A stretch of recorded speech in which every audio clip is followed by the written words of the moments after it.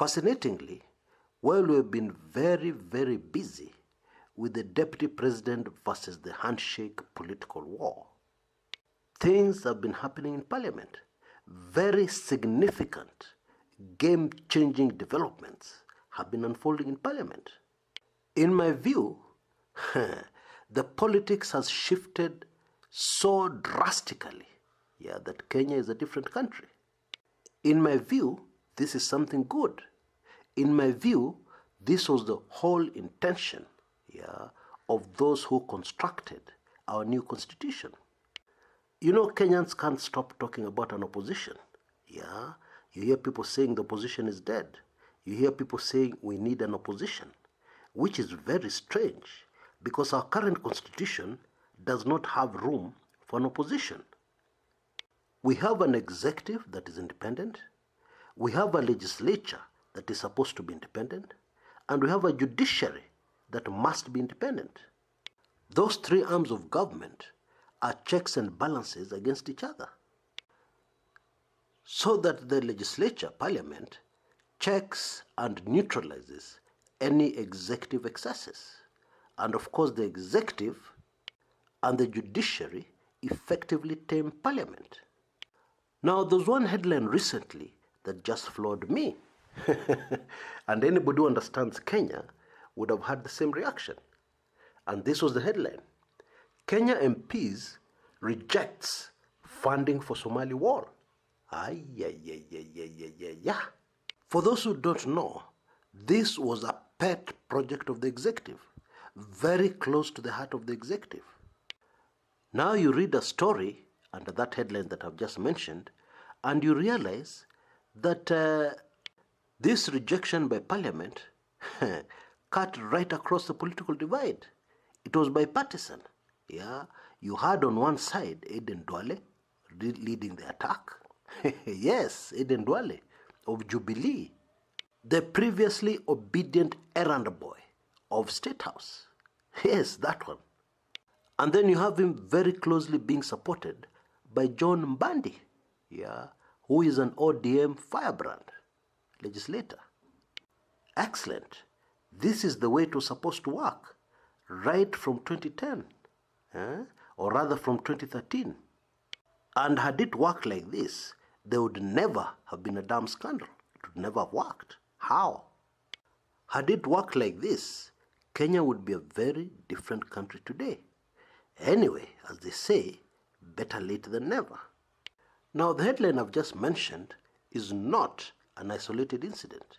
There have been many other incidences where Parliament has flexed its muscles, and shown us that it's independent and it's actually finally doing its work.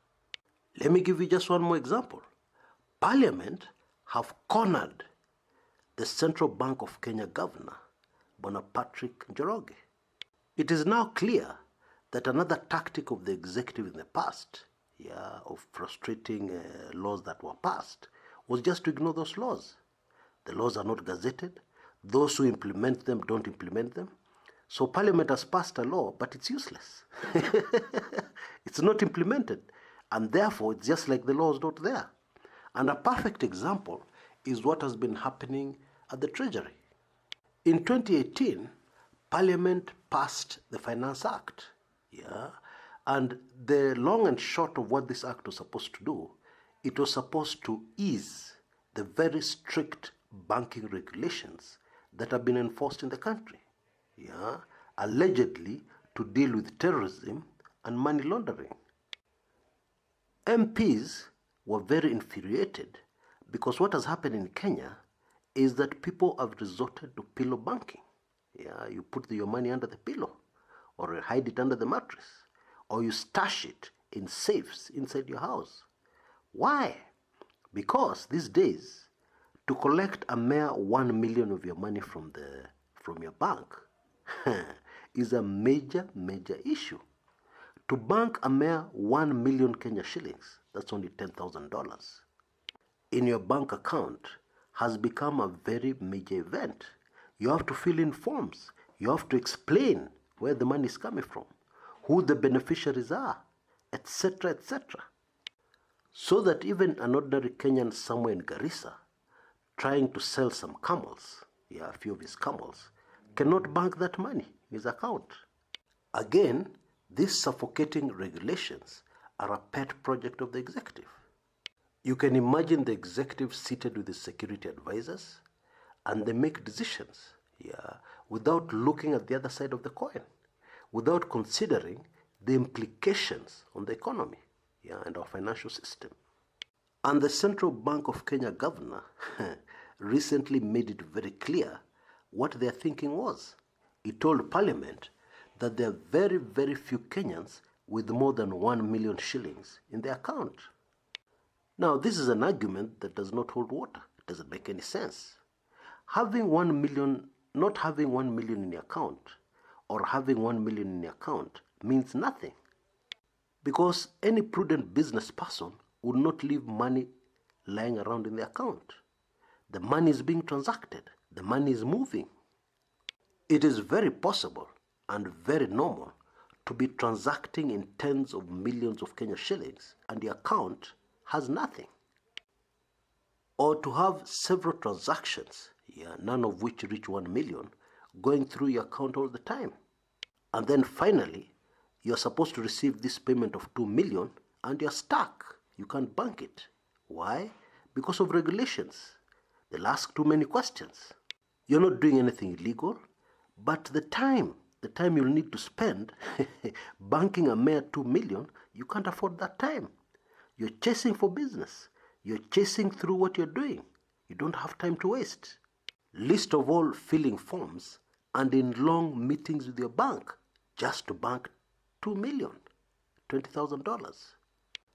And so the legislators tried to correct this situation, and they passed the 2018 Finance Act, but it was never implemented. And when they called Njoroge to explain, he told them there was no way he was going to implement that law because it would put the country into trouble, even with the international community, which is very keen to deal with money laundering. The legislators were livid. They told Bwana Njoroge, "You mean you're the one who decides laws in this country?" They accused the governor of using circulars and memos to regulate banking in the country, which even if you're not a lawyer, you will know is completely illegal. Fascinatingly, at first Bwana Patrick Njoroge stood up to the legislators, but finally, recently, he has cowed, he has changed his position, and he has promised the MPs that he will implement. But the MPs are not taking anything lying down because they have still summoned him to appear before them in about 2 weeks' time. And Njoroge has promised he'll implement the law as it has been passed by the House within that time. Now, the next time Bwana Njoroge will appear before the House, the timing is extremely interesting because he has a 4-year term and he came into office in 2015, which means in March this year, this month, his tenure will come up for renewal. And members of parliament have said they're going to block the renewal of his contract.